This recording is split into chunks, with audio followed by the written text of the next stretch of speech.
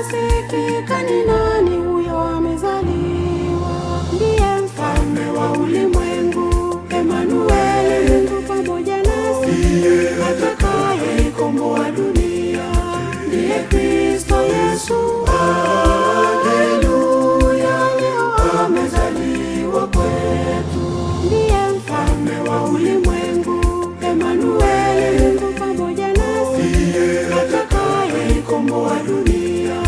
Ndiye Kristo Yesu, haleluya, leo amezaliwa kwetu.